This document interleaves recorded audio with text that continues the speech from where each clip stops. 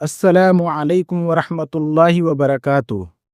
آپ کے اوپر جادو ہوا ہے، یہ کیسے پتہ چلے گا؟ آپ کے اوپر کالا جادو ہوا ہے یا سحر ہوا ہے، کسی نے کچھ کرا دیا ہے، اس کی علامت اور نشانیاں کیا ہیں؟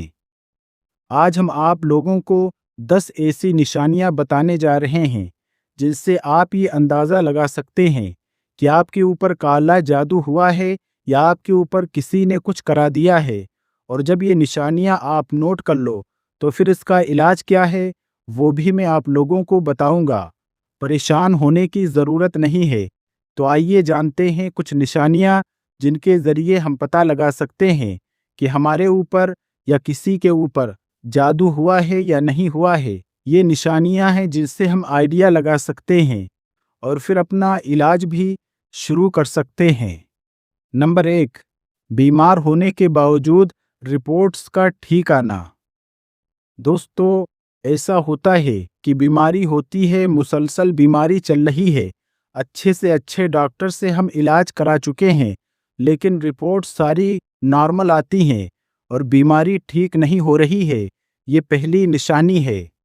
اچھا، زیادہ تر معاملات میں ایسا ہوتا ہے کہ ہم اس بیماری کے جو اسپیشلسٹ ڈاکٹر ہوتے ہیں ان سے علاج نہیں کرواتے۔ اس لیے مان لیجئے کسی کے سر میں درد ہے تو سر کے درد کے جو پرفیکٹ ڈاکٹر ہیں، اسپیشلسٹ ہیں، ان سے بھی علاج کرا چکے ہیں۔ اس بیماری کی جتنی رپورٹس ہونی چاہیے تھی ڈاکٹر نے سب کرا چکے ہیں، لیکن رپورٹس ساری نارمل ہیں، پھر بھی بیماری ٹھیک نہیں ہو رہی ہے۔ تو پھر آپ کو سوچنا پڑے گا کہ رپورٹس نارمل آ رہی ہیں اور بیماری ٹھیک نہیں ہو رہی ہے، تو یہ پہلی نشانی ہے کہ بیماری ہونے کے باوجود رپورٹس بالکل ٹھیک آنا۔ دوسری نشانی، جاگنے کے بعد جسم کا درد کرنا اور تھکاوٹ محسوس کرنا۔ یہ میں نے بہت ساری کتابوں سے نوٹ کر کے رکھا ہے جو میں آپ لوگوں کو بتا رہا ہوں۔ جاگنے کے بعد اب نیند تو آئی 6-7 گھنٹے آپ سو بھی لیے، لیکن جب آپ جاگ رہے ہو تو جسم درد کر رہا ہے، تھکاوٹ ختم نہیں ہو رہی ہے۔ حالانکہ نیند سے جب آدمی بیدار ہوتا ہے 6-7 گھنٹے کی نیند پوری کرنے کے بعد تو جسم میں ایک پھرتی ہوتی ہے، طاقت ہوتی ہے، لیکن ہو الٹا رہا ہے۔ جب آپ سو کر اٹھ رہے ہو تو جسم درد کر رہا ہے، تھکاوٹ ہے، تو کہیں نہ کہیں آپ کو غور کرنا چاہیے کہ ایسا کیوں ہو رہا ہے۔ تو یہ دوسری نشانی ہے۔ تیسری نشانی، طبیعت میں چڑچڑاپن اور تنہائی پسند کرنا۔ بلا وجہ طبیعت میں چڑچڑاپن ہے اور لوگوں کے ساتھ اٹھنا بیٹھنا بالکل پسند نہیں آ رہا ہے، چڑچڑاپن ہے، یہ تیسری نشانی ہے۔ چوتھی نشانی، مسلسل بیمار رہنا۔ ایک بیماری ٹھیک نہیں ہوتی پھر دوسری لگ جاتی ہے، دوسری ٹھیک نہیں ہوتی تیسری لگ جاتی ہے۔ پانچویں نشانی، قرآن اور عبادت میں دل نہ لگنا۔ قرآن پڑھنے میں دل نہیں لگتا، عبادت کرنے میں طبیعت نہیں لگتی، اور جب قرآن پڑھنے بیٹھو تو جمائی آنے لگتی ہے، نیند آنے لگتی ہے، جناب عبادت میں بالکل دل نہیں لگتا، تو یہ پانچویں نشانی ہے۔ چھٹی نشانی، اکثر ایسا لگنا کہ کسی نے آپ کو آواز دی، لیکن جدھر سے آواز آئی ادھر دیکھا تو کوئی بھی نہیں ہے۔ اگر ایسا بار بار ہو رہا ہے، ریپیٹ ہو رہا ہے کہ ایسا لگ رہا ہے کہ آپ کو کوئی آواز دے رہا ہے، آپ کو لگا کسی نے آپ کو آواز دی، لیکن جب دیکھا تو کسی نے آواز نہیں دی، یہ بھی ایک نشانی ہے۔ نمبر 7، خواب میں اکثر ڈر لگنا، جیسے کہ آپ کے اوپر کوئی حاوی ہو گیا ہو، آپ کے اوپر کوئی بوجھ ہو اور خواب میں آپ اس بوجھ کو ہٹانا چاہ رہے ہو، لیکن وہ بوجھ آپ ہٹا نہیں پا رہے ہو۔ ایسا خواب میں ہو یا جاگنے کی حالت میں ہو کہ مان لیجئے خواب میں آپ کو ایسا لگا کہ کسی نے آپ کو پکڑ لیا اور وہ بوجھ آپ اپنی باڈی پر محسوس کر رہے ہو۔ جب آپ کی آنکھ کھلی تو آپ بولنا چاہ رہے ہو لیکن بول نہیں پا رہے، اپنی باڈی کو آپ ہلانا چاہ رہے ہیں لیکن ہلا نہیں پا رہے۔ اگر ایسا آپ کے ساتھ ہو رہا ہے تو یہ بھی ایک نشانی ہے، آپ کو تھوڑا سا الرٹ ہونا چاہیے۔ نمبر 8، گھر میں کوئی نظر آنا۔ مان لیجئے ایسا لگا کہ ادھر کچھ تھا، جا کر دیکھا تو کوئی نظر نہیں آیا، ایسا لگا کوئی آیا لیکن دیکھا تو کوئی بھی نہیں ہے۔ اگر ایسا بار بار آپ کو محسوس ہو رہا ہے، ایک تو ہوتا ہے وہم اور شک، لیکن اگر وہم اور شک نہیں بلکہ واقعی میں آپ کو بار بار ایسا لگ رہا ہے کہ ارے ابھی تو کوئی آیا تھا، ارے ابھی تو ایسا لگا، اگر کوئی گزر گیا لیکن جا کر دیکھا تو کوئی بھی نہیں ہے۔ اگر گھر میں ایسا محسوس ہو رہا ہے کہ کوئی نظر آ رہا ہے لیکن حقیقت میں کوئی آتا نہیں ہے تو یہ 8ویں نشانی ہے۔ 9ویں نشانی گھر میں دہشت، ایک ڈر والا ماحول رہنا۔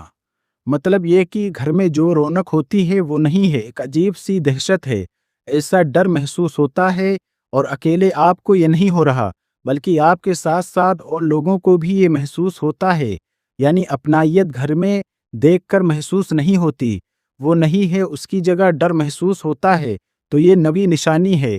10ویں نشانی خون کی چھینٹیں کپڑوں پر یا گھر میں دکھائی دینا۔ اسی طرح آپ دیکھ رہے ہیں کہ گھر میں جو کپڑے ہیں ان میں سے کچھ کپڑے غائب بھی ہو رہے ہیں، کچھ کپڑے ایسے کٹے ہوئے دکھائی دیتے ہیں جیسے کسی نے قینچی سے کاٹ دیے ہوں، اور ایسا ہر 1-2 ہفتے میں یا 8-10 دن میں ہو رہا ہے۔ خون کی چیٹیں بھی کبھی کبھی جگہ جگہ دکھائی دیتی ہیں، اور 2-4-10 دن میں، 1 مہینے میں یا 15 دن میں، تو یہ بھی کالے جادو کی ایک نشانی مانی جاتی ہے۔ نمبر 11، شوہر بیوی کا بلا وجہ ایک دوسرے سے نفرت کرنا۔ بیوی ہے، کوئی پرابلم نہیں ہے، لیکن شوہر سے نفرت دن بدن بڑھتی چلی جا رہی ہے، یا شوہر ہے، بیوی اچھی خاصی ہے، خوبصورت بھی ہے، خدمت بھی کر رہی ہے، کوئی پرابلم کی بات نہیں ہے، لیکن شوہر کو بلا وجہ بیوی سے نفرت ہو رہی ہے، وہ نفرت ایسی بڑھتی چلی جا رہی ہے کہ بیوی شوہر کو یا شوہر بیوی کو دیکھنا بھی پسند نہیں کر رہا ہے۔ یہ بھی کالے جادو اور سحر جادو کی ایک علامت ہے۔ ایک نشانی یہ بھی ہے کہ گھر سے عجیب قسم کی بدبو آنا، گھر میں یا گھر کے کسی کمرے سے بدبو آنا۔ یہ تمام نشانیاں ہیں جن کے ذریعے آپ اندازہ لگا سکتے ہیں کہ کالا جادو، سحر یا کسی کا کرایا ہوا کچھ ہے۔ ٹھیک ہے، تو ڈرنے کی ضرورت نہیں ہے۔ اب یہ نشانی میں نے بتا دیں، اس کا مطلب یہ نہیں کہ آپ ڈر جائیں، گھبرا جائیں یا ٹینشن میں آ جائیں۔ اچھا، ایک نشانی اور یہ رہ گئی، سر میں مسلسل درد رہنا، کندھوں کا بھاری رہنا۔ مان لیجئے کسی کو ایسا لگتا ہے جیسے اس کے کندھوں پر کوئی بوجھ رکھا ہوا ہے، آنکھوں کا بھاری رہنا اور پوری باڈی پر ایسا محسوس ہونا جیسے کوئی بوجھ رکھا ہوا ہو۔ یہ تمام چیزیں ہیں جو کالے جادو کی نشانیاں ہیں۔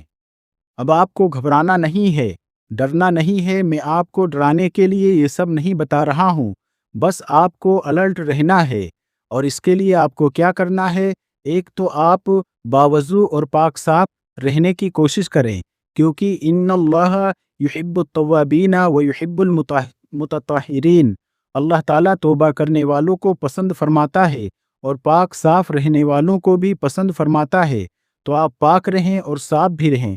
ٹھیک ہے، جب آپ پاک صاف رہنے کی عادت بنا لیں گے، اب کیا کرنا ہے آپ کو صبح شام کی جو دعائیں ہیں جیسے کہ تینوں قل اور آیت الکرسی، انہیں صبح شام پڑھ کر اپنے اوپر دم کرنا ہے۔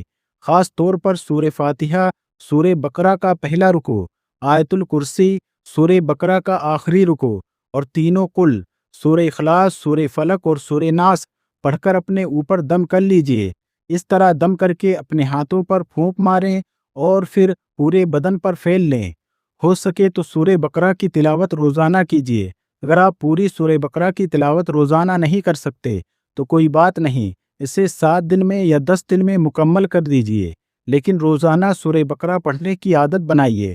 اگر آپ ایک کمرے میں بیٹھ کر پڑھ رہے ہیں تو بلند آواز سے پڑھیے، جیسے الف لام میم ذالک الکتاب لا ریب فیہ، اتنی بلند آواز سے پڑھیں۔ اس کے ساتھ ساتھ آپ کو 100 مرتبہ درود شریف پڑھنا ہے۔ درود شریف پڑھنے کے بعد آپ کو 10 منٹ اللہ سے دعا کرنی ہے، دل چاہے یا نہ چاہے، کیونکہ میں نے ایک نشانی یہ بھی بتائی ہے کہ عبادت کے کام میں دل نہیں لگے گا، اس لیے دل لگے یا نہ لگے، آپ کو دل لگا کر اور نہ چاہتے ہوئے بھی عبادت کے کام کرنے ہیں۔ نمازوں کا اہتمام تو کرنا ہی ہے، کیونکہ اللہ نے قرآن مجید میں ارشاد فرمایا ہے کہ جو اللہ کے نیک بندے ہوتے ہیں ان پر شیطان کا کوئی اثر کام نہیں کرتا، تو عبادت کے قریب آپ کو جانا پڑے گا۔ باقی 100 مرتبہ درود شریف پڑھ کر اللہ سے خوب دعا کیجئے کہ اللہ تعالیٰ جو بھی پریشانیاں اور تکلیفیں آپ کے ساتھ ہو رہی ہیں انہیں ختم فرما دیں۔ روزانہ 10 منٹ دعا کرنے کی عادت بنائیے۔ تو سب سے پہلے پاک صاف رہنا، پھر نمازوں کا اہتمام کرنا، اس کے ساتھ ساتھ صبح شام کی دعائیں پڑھنا، ہر نماز کے بعد آیت الکرسی پڑھنا، रोज़ाना सूरह बकरा की तिलावत करना, 100 मरतबा दुरूद शरीफ पढ़ना और 10 मिनट अल्लाह से दुआ करना। इंशाअल्लाह अल्लाह ने चाहा जब आप इस पर पाबंदी से अमल करेंगे और रोज़ाना इसका एहतमाम करेंगे तो धीरे धीरे अगर कोई असर होगा तो वो ख़त्म होता चला जाएगा। जैसे कोई बीमारी होती है और आप उसकी दवा खाते हैं तो वो बीमारी धीरे धीरे ख़त्म होती चली जाती है। ऐसे ही जब आप इन बातों पर अमल करेंगे तो ये परेशानियां भी इंशाअल्लाह धीरे धीरे ख़त्म होती चली जाएंगी। मुझे उम्मीद है कि आपको ये वीडियो बहुत पसंद आया होगा और आपकी बहुत सारी बड़ी बड़ी परेशानियां अब सॉल्व हो गई होंगी। इस क्लिप को दूसरे लोगों के साथ शेयर ज़रूर करें और मुझे अपनी दुआओं में याद रखिएगा। अस्सलामु अलैकुम वरहमतुल्लाहि वबरकातुहू।